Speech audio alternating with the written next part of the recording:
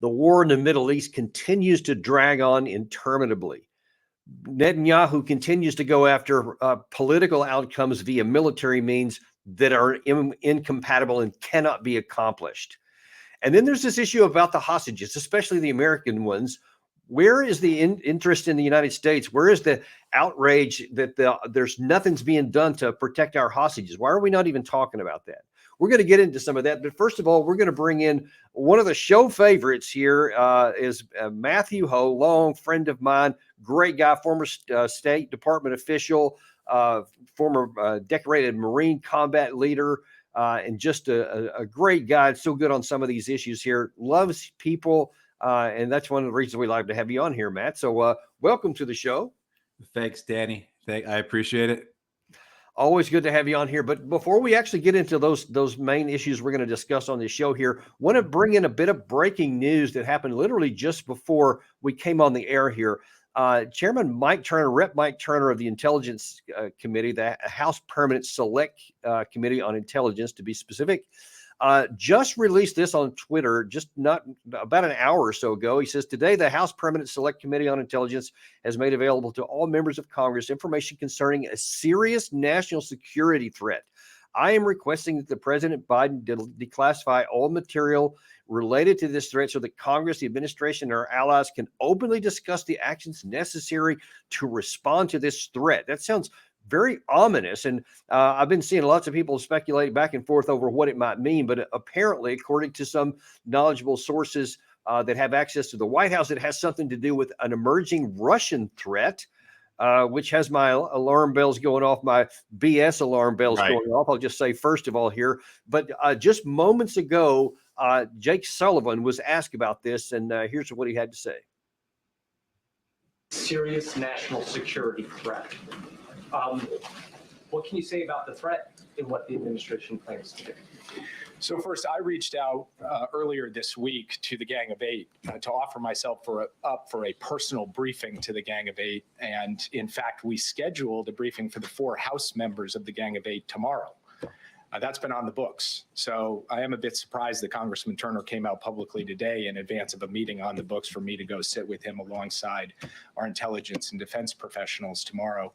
That's his choice to do that. All I can tell you is that I'm focused on going to see him, sit with him, as well as the other House members of the Gang of Eight tomorrow.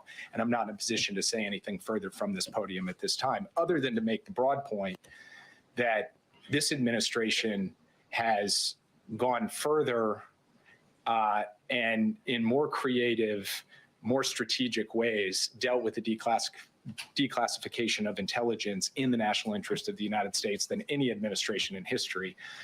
So you definitely are not going to find an unwillingness to do that when it's in our national security interest to do so. At the same time, we, of course, have to continue to prioritize and focus very much on the issue of sources and methods. We'll do that. Ultimately, these are decisions for the president to make. But in the meantime, the most important thing is we have the opportunity to sit in a classified setting and have the kind of conversation with the House intelligence leadership that I, in fact, had scheduled before Congressman Turner went out today. Yeah. So it sounds to me like Jake's trying to say, this is no big deal, man. We was something that was actually scheduled. So I don't know what Turner's doing. I don't know much about Rep. Turner, so I don't know kind of where he's at. But I got to say that in light of these, this push to get a lot of money for Ukraine, it seems to me that somebody's trying to say, oh my God, we have to do something quick. So I'll be interested in seeing what Turner has to say later, or Jake. But that's a ringing in my ears that this sounds like trying to hype up something to get more cash. Right. It's obviously you hear this from Mike Turner and you think, is this going to be about TikTok?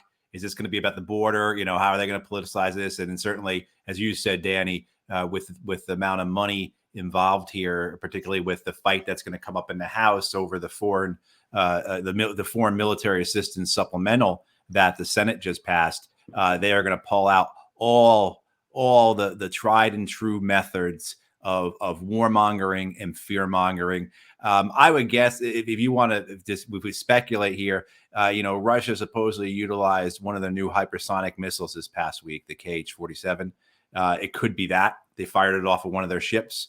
right? And so this could be, look, this threat that we have here, we can't shoot these missiles down, right? They could put these off the coast of the United States. A hypersonic could hit Washington, D.C. in 6 minutes from wherever, So I think it's going to be something along those. And I got some bad news for those folks. Russia already has missiles that we can't shoot down that could hit the United States, ICBMs, as we Right. have on the other side. So not really sure why that's any breaking news, but sure, why not? Right, exactly. But it's the hype. It's the fear mongering. It's the banging of the drum, particularly as we got to get our people in line to vote for this bill in the House. And we have to make them feel afraid that they won't be tough enough on the Russians, that they'll be weak. They're giving in to our enemy if they don't vote for this bill. And this type of language is being used forever, basically. Yeah, right? well, before we get on to our primary topic here, let's just take on this just for a second, because there's a lot of really confusion and curiosity about the Republican side. Okay, everybody knows that Democrats and Republicans are always at loggerheads, but within the Republican Party, there seems to be almost a split personality. Over in the Senate, you had this huge bipartisan majority pass that bill. And then on the House side, you've got almost complete unanimity against any decision or any bill at all that doesn't have border security in it.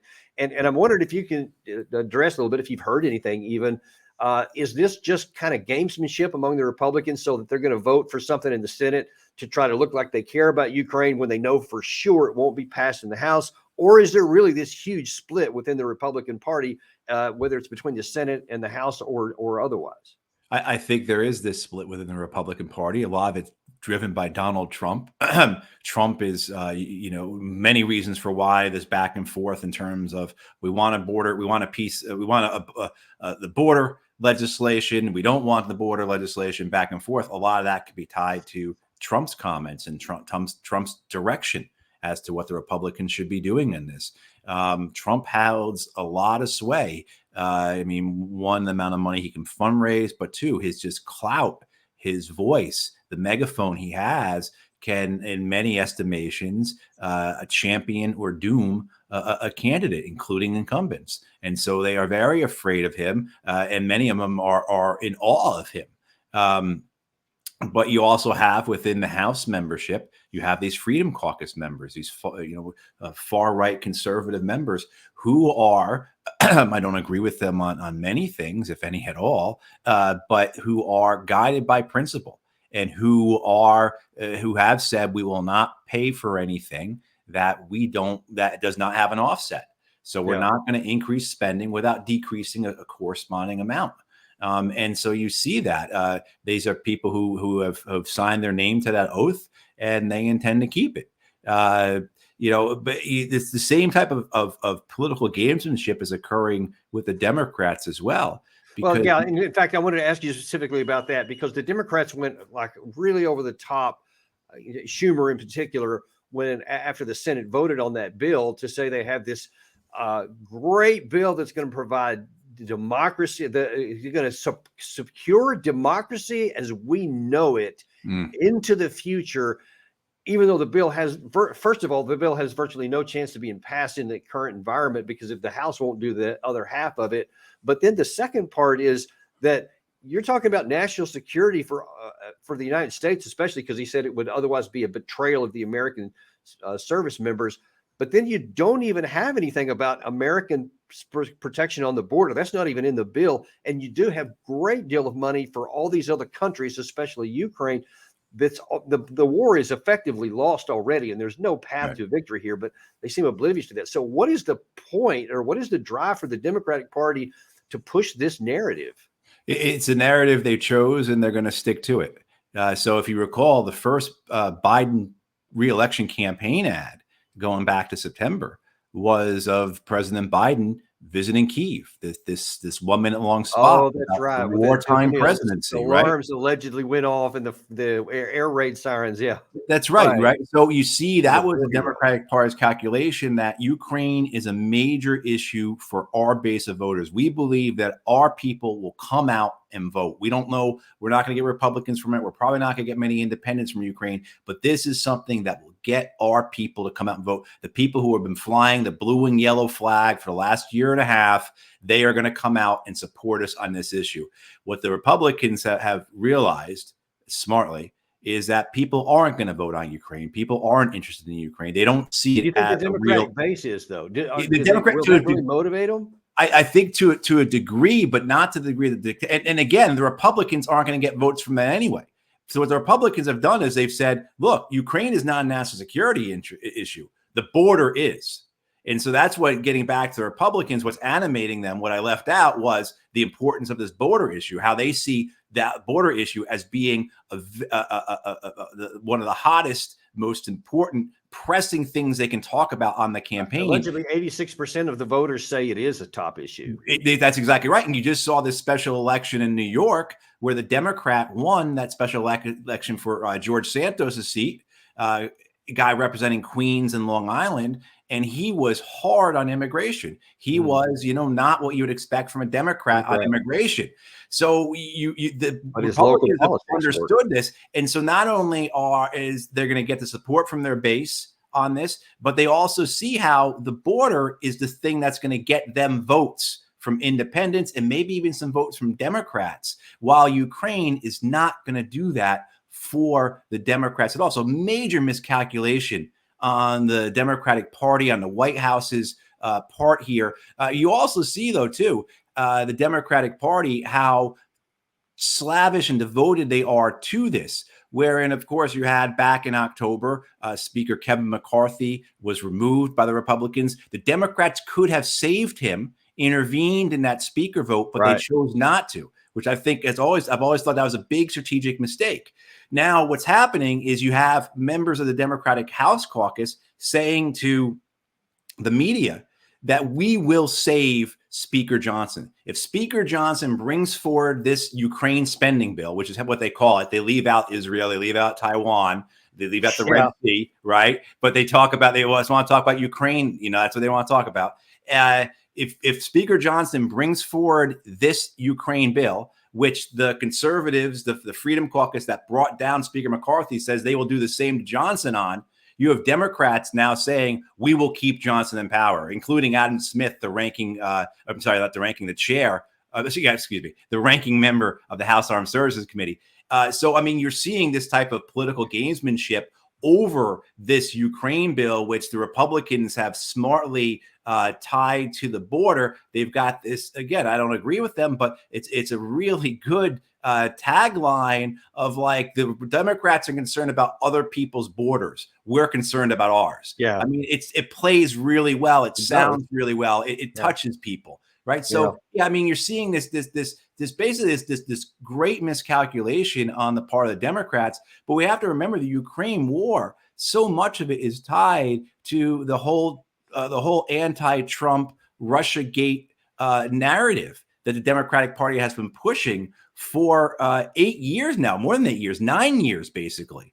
So the Ukraine war has a lot to do with that. And so the fact that the Democrats are now dealing with the consequences of politicizing that war, trying to make it into a partisan contest, and now having failed in their management of that, again, political gamesmanship, they're in a really difficult place here, but not nearly as difficult, of course, as the Ukrainians. Right.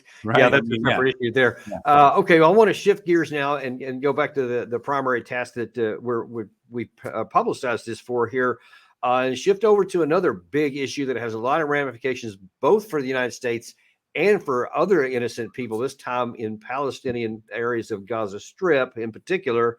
And we want to take a look at some contradictions and some things that aren't able to square, which, of course, there's a lot of things I could choose from here that related to that war, but we're going to zero in on what I think are the most important ones for our audience here. First of all, let's look at what Benjamin Netanyahu says, that he is going for total victory. We are on our way to that decisive victory. It is in our hands. It's not a matter of perhaps weeks, but it is in a matter of months. The IDF are working systematically, and they will achieve all the objectives of the war. They're going to release all the hostages, eliminate Hamas, and Gaza will no longer be a threat to Israel. I have decided that that is our objective. That is the decision I made at the beginning of this war, and we will not suffice with less. Now, subsequent to that, he added a little bit more detail on what he means by winning specifically in the Gaza Strip. I've instructed the army accordingly to give us a plan, a dual plan. One, to vacate the population, the civilian population, because we're not fighting them, we're fighting the terrorists. And secondly, to destroy those remaining battalions. Victory is within reach, and we should all strive for that common target to destroy Hamas, because that gets all the other objectives within our purview. It also gets something else. It gives us hope for the Middle East, hope for peace. You can't have that with Hamas remaining intact. I love that last phrase there, because that's what I am so advocated for, which is peace. Now, Netanyahu, as I have said throughout this entire conflict, he is seeking a political outcome, peace for the people of Israel, that cannot be accomplished with the military means that he is employing. In fact, he's going to have exactly the opposite result, which we're going to talk about in some detail here in a second.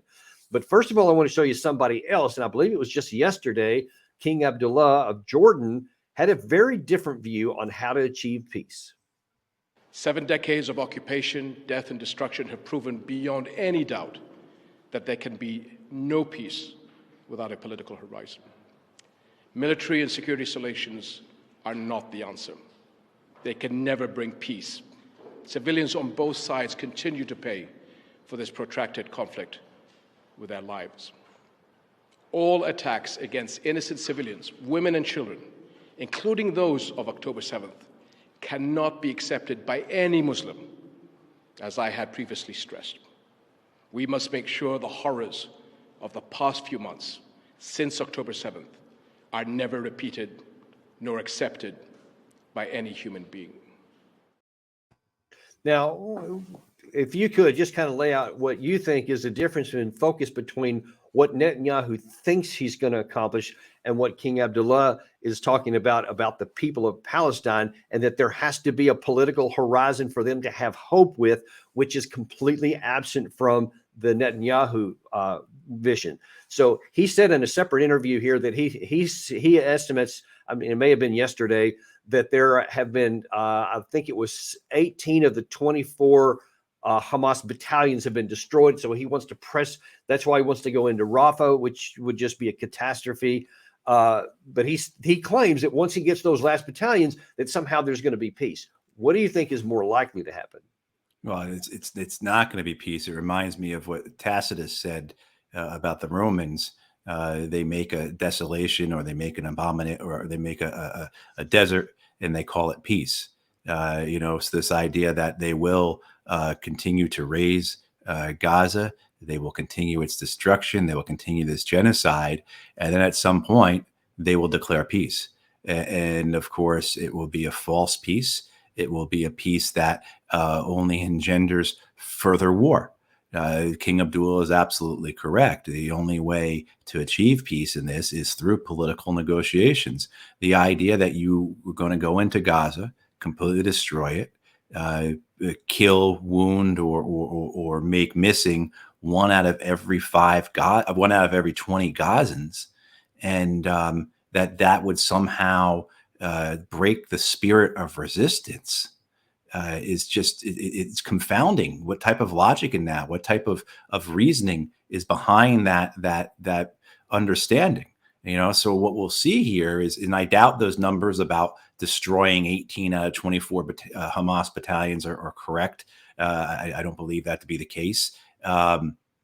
Surely they've been degraded, but certainly they've not destroyed their military capability, and they have barely dented at all their military leadership, and they've made even less of a dent. If anything, they've significantly enhanced the political leadership of Hamas. So this idea that somehow you're going to go in there and do this genocide, do this destruction, create this suffering, and that somehow the Gazans are going to give up their resistance because of that. It's only going to increase. Matt, I want to ask you something, because when you say these words like this, they come with a little more gravitas than a lot of people, because you, as a combat Marine, were actually in the middle of some of this. I wonder if you could tell us a little bit about your personal experience when you saw, when we were going after, targeted, what we called terrorists at that time, or the insurgency in Iraq, and how much did we worry about taking care of the civilian population, and what was the result when we went after those people? In other words, did we do some version of what Israel's trying to do? No, not even close to what occurred in Iraq or Afghanistan. What was occurring in the West Bank at times, that's very akin to what we did in Iraq and Afghanistan. That's the occupation itself. But this is genocide. This is ethnic cleansing. This is destruction. We didn't do anything even remotely similar. And oftentimes we went to great lengths to prevent civilian casualties. Now that's almost an impossibility, because it's warfare, because you're an occupying power, because you become an agent of war and its immorality. I mean, so all those things are going to make it so that the civilian populations of Iraq and Afghanistan suffered horribly under our occupation, as well as those we have put in power. Remember, both the Iraqi and the Afghan governments that we put and kept in power were seen as very, very predatory by the civilian population. And so that just engendered support for the insurgencies. But what you're seeing here in Gaza is that times 10 or times 100. So that the resistance provided by Hamas is just completely emboldened and strengthened by the Israelis' actions. And one of the things I found it very odd that, because I'm glad you went down this road here, because it was a very strange thing Kirby said. Right. It might have been today. You've seen this already. We have that clip. Gary, roll that clip. Around 28,000 people have been killed. What does the White House base the assessment that Israel is receptive to its concerns? As I said, we have seen them take actions, sometimes actions that even I'm not sure our own military would take, in terms of informing civilian populations ahead of operations, where to go, where not to go. They have taken steps. Now, obviously, those steps, while noteworthy, haven't been enough to reduce the civilian casualties, which is why the president spoke so forthrightly about it yesterday, and why we're going to continue to do everything we can to press the Israelis to be more careful. But respectfully, he's been talking forcefully about it for a long time. Shouldn't there be more forceful action than just words? We are working very, very closely with our Israeli counterparts. We've made clear our concerns that we would not support a Rafah operation that did not properly account for the more than 1 million refugees that are down in Rafah. We've been very, very clear and consistent about that. Okay. Now, Matt, first of all, I know from my own experience in combat that we go put a lot of emphasis and effort on protecting the civilian population, not merely saying we're going to provide corridors, but actually protecting them. So I know that my experience has been with that, and I'm pretty sure yours has as well. But I noticed that Kirby was hedging there toward the end when he said, we're not going to support an operation into Rafah unless they have some provisions, which means Netanyahu can just say some words that he is, even though there's no actions to support it. And I think that maybe they will. How did you read that statement? Oh, it's well, first of all, Kirby's overall comments are outrageous. As someone who, like you, who directly participated in the wars, and hey, look, I have a lot of criticism for how we behaved over there, what we did, how we performed. I have a lot of criticism for that. But to say that somehow the Israelis are doing a better job at protecting civilians than the Americans did, or Americans would, is just simply outrageous. I mean, you have a question here. This is a man who is an admiral in the United States Navy. First of all, where does his loyalties lie? To say just an outrageous, bold-faced fabrication, something so removed from reality. It also shows you what his experience was. Here's a man who was an officer in the United States Navy throughout those wars, and he obviously never set foot on ground, walked to patrol, spent any time among men and women who served there, let alone any of the families who bore the grief and the suffering of not having people come back, or having people come back physically, mentally, emotionally, and spiritually handicapped. So, I mean, it's just outrageous that he said this. But, you know, with regards to the aspect of Rafah, you know, I get this feeling, Danny, that it's almost as if the White House is saying, come on, get this Rafah thing done. Get this over with. Finish this thing up so we can move on. The longer you keep this going, the more it becomes a liability for us. The longer this goes on, the less chance people are going to forget about this by November. But I get this feeling that this is what the White House is just trying to get this thing over the goal line, so to speak, right? Try and get this thing finished. Rafah is the last city to be destroyed. Just hurry up and do it. We're running out of time here for us to continue to spin, to deflect, to defend you. Right. And I think that's what they're hoping for. They're hoping that by this time next week, the Israeli army has declared Rafah defeated. The Hamas is vanquished. They've proceeded to move into phase 4 of their operation. And now Kirby can say, well, Israel's not doing combat operations in Gaza any longer, even as they're killing 100, 150, 200 people a day, starving many of them to death, many of them succumbing to disease. Kirby, Matt Miller at the State Department, Jake Sullivan, others will say, well, combat's not going on there any longer. This is, you know, stability operations that are occurring right now. And this really is about the Gazan people taking ownership, taking responsibility for their own circumstances, right? All the same nonsense we heard before, how Iraq wasn't a sovereign country as we had 150, how Iraq was a sovereign country as we had 150,000 troops there in it, right? I mean, like just that BS. Yeah, right. I mean, so I think that's what the White House is looking forward to, is to get to that point where they can start making these new arguments about how to. Well, sort of fair enough. If that's their objective, okay, as far as it goes, that may be what they want. But I mean, do they think? And when I say they, I mean I'm talking about the senior leaders in the White House. Do they think that if Netanyahu gets it done, gets it over with, and goes through Rafah, that somehow that's going to result in some sort of stabilization of the situation?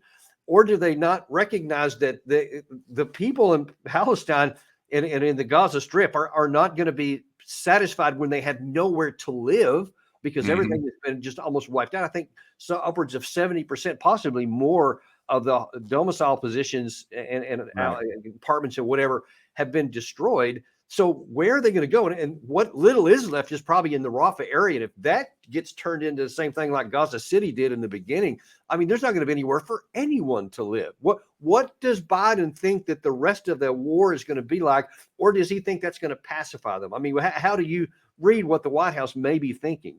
I don't think they're interested in the mid or long-term strategic implications of this. I really don't think they are. I mean, I'm sure there are some staffers there that are having these conversations, you know, along the lines of, what do we expect? Just as you said, what do you think is going to happen here? What can we expect is going to happen? But I think for the leadership of the White House, the State Department, the National Security Council, et cetera, they are politically minded, and our thoughts are in the moment. What is best for us short term? What can we say for this evening's newscast? What can we say for Sunday morning's talk shows? You know, I mean, that is what they are. That's what they care about. The narrative to them is everything. The strategic reality of it, the implications, the consequences are things we will worry about later. But right now, we are going to address what's happening in the moment. We're either going to defend ourselves or champion ourselves. And then the strategy is one of hope, that, you know, in a month from now, something else is going on. That in 2 months from now, Trump has said something that makes everybody pay attention to him. And that these, whatever the consequences in Gaza are not going to be paid attention to, because one, you don't have bombs going off, right? So it's not as theatrical, but also two, it's passé now. And, you know, the media is going to move on, shift on, move on with it, kind of thing. Right. And again, and it becomes a question of, like, you know, the Israelis have stopped their combat. It's up to the Palestinians to take control of their, you know, of their situation, of their circumstances. So I think that is how they look to handle this. Well, they may be wanting to go down that direction. I'm not sure it's going to work out the way they want. Exactly. Because you have yesterday, you had Erdogan and Sisi had a joint statement. So they're talking about this a lot. You saw Jordan King Abdullah is in the White House just because it's extremely important to them what's going on. All of these, Iran-backed groups throughout the Middle East, Houthis down in Yemen, obviously continuing to cause a lot of challenges and difficulty for us. So they're not going to stop. This stuff isn't going to go away anytime soon. But it's also, so the White House doesn't seem to care anything about the Palestinian people who are the bill payers for all of this mess, or the most of it. But it also doesn't seem that they're too concerned about Americans. There's an interesting dynamic here that hasn't gotten much press at all in the West, and that is with the hostage situation. Now, most people focus on the Israeli hostages here, and in one of those clips I played earlier from Netanyahu's, he just sort of briefly mentioned that, yeah, we're going to take care of hostages and get them all. That's part of our objectives, which I don't think he doesn't appear to actually care about his own hostages. But here's what the White House and President Biden had to say about hostages. Gaza, in the Gaza Strip, has been over the top. I think that, as you know, initially, the president of Mexico, Sisi, did not want to open up the gate to allow humanitarian material to get in. I talked to him. I'm pushing very hard now to deal with this hostage ceasefire because, I've been working tirelessly in this deal. How can I say this without revealing it? To lead to a sustained pause in the fighting. Okay, there are a lot of American hostages in the middle of, or in the group of the whatever it is that's left, 150 some odd or so. Apparently, up to 50 of these hostages have reportedly been killed by Israeli offensive operations. We'll talk about that separately. But why is the president of the United States talking about basically begging Netanyahu to go on this pause that Hamas apparently is willing to sign up for? Qatar is trying to negotiate a cessation of hostilities for a period of time to where they can actually get hostages released. I think they're looking for like 6 weeks or something like that, which I am absolutely all for. Anything to get those hostages back, and especially to give some breathing space to all the rest of the people trapped inside the Gaza Strip would seem to be an easy win. But you see, Biden admitting there, he's basically begging the Netanyahu to agree to it, and he's not, and we're not using any of the leverage we have. Why does Biden not seem to care about even our own hostages? Yeah, it is. This is really disturbing. And of course, what the hostages and their families have gone through is heartbreaking. It's the same, of course, for all the thousands of Palestinian hostages, thousands of Palestinian prisoners who have been held by Israelis for many years now. I think what I keep coming back to on this, though, Danny, is that the White House is deathly scared of the Israeli lobby. That's what's keeping the United States from exerting any type of leverage on this. I mean, Joe Biden is a self-proclaimed Zionist. The national security, foreign policy establishment in Washington, D.C. is very much pro-Israel. We have seen this in both Democratic and Republican administrations. We've had wars that you can make very real, solid, authoritative arguments that were about Israel, right? Their war in Iraq, the war in Syria. I mean, you can make these very strong arguments that Israel was, if not the prime, a very important motivating factor in America's choice to utilize warfare in the Middle East to try and strengthen Israel's position. So certainly there is a pro-Israel spirit, bias, whatever you want to call it, within Washington, D.C. But to me, the overriding thing is the Israel lobby and its power in American elections. And the White House, the Democratic Party, is deathly afraid that the Israel lobby will pull its support from the Democrats in this election, throw it behind Donald Trump, throw it behind Bobby Kennedy, throw it behind a no labels candidate, whoever, or all three of them. And that will be what ultimately decides the race, is the amount of Israeli lobby money, as well as the amount of Israeli lobby money that has already been pledged to go into to go into U.S. House races. So effectively, the Democratic Party would not be able to retake the House, as well as maybe it would throw a couple Senate elections. And we have, and this is not speculation. This is what the Israeli lobby itself says. The Israeli lobby brags about its influence, about its power. They brag about how in North Carolina here, last election cycle, they were the reason why two progressive Democrats did not win election in North Carolina, that they were beat by conservative Democrats in their primaries. So they are open about this. They are overt about it. This is not some type of conspiracy theory thing. This is how American politics work. And so that's what I keep coming back to, because there has been no leverage put on Israel. As we know, more than 25,000 tons of munitions have been provided to Israel. And I don't believe that number includes the amount of munitions that have been taken out of the American stockpiles that were already in Israel. So you're talking about thousands and thousands of tons, multiple times over the explosive weight of the Hiroshima bomb have been provided to Israel since October 7th.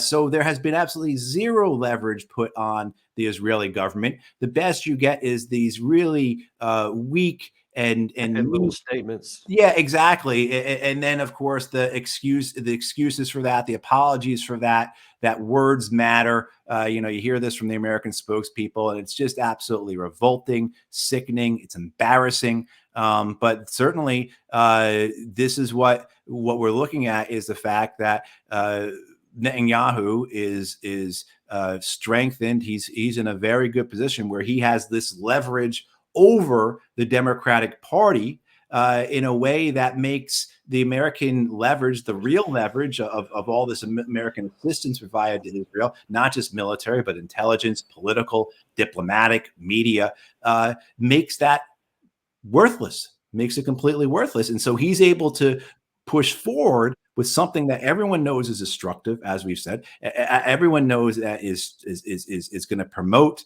instability, weakens Israel's long-term security. And this isn't just people like you and I saying this, Danny. I recommend people go and look at the report that Moody's credit agency just released this few days ago, explaining why they downgraded Israel. And it's an excellent write-up as to the risk, the future risk in both economic and political terms to Israel, based upon these types of decisions by Netanyahu to pursue victory. And that's the term. Netanyahu uses that word in every paragraph, every third or fourth sentence says victory. And what he means, of course, is his own political survival. That's what he's talking about, his own political survival, first and foremost, as well as accomplishing the next phase of the expansion of Greater Israel. And that's what we have to understand, is that's what he's talking about when he outright said, from the river to the sea, we're going to take it all. And if that means then Israel has to be Fortress Israel, where the entire nation lives under arms, which it basically does now, but it lives in a militarized state that is constantly under attack, constantly has to deal with the revolution of 5 million Palestinians it is keeping down through occupation, which again it has been doing for decades, but this on a much more supercharged level. Then so be it, because that is the cost of victory. And so we have to understand that these people don't want peace, they want victory. And they're going to have neither, is the bottom line, the way they're going on here. In the last few minutes we have here, Matt, I wonder if you could address something that is just maddening to me beyond any comparison. It really robs me of sleep quite often.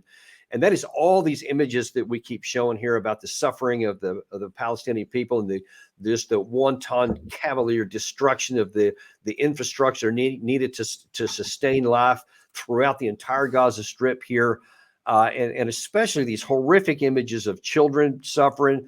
We had these reports on recently that up to 1,000, actually over 1,000 Palestinian children have had to undergo amputations, most of which without any anesthesia, because the Israelis won't allow that in there. And when you see that, if this was any nation on the face of the earth, the American people as a whole would be up in arms about this and would be demanding that the government do something to stop them and to, to use whatever aid we have, whatever diplomatic pressures that we could apply, economic, etc. And yet it's just crickets across the board, or not across the board. There are some, but in terms of what's people that are in power, it's like the government and most of our major media just want to turn a blind eye to it. How could we not care when our American values have always prioritized the defending the weak and the women and the children and the old people and I mean anybody really for that matter who's being killed in pursuit of Israel operations here, killing people that have nothing to do with the war and are as big of victims as the Israeli people who were killed on October the 7th.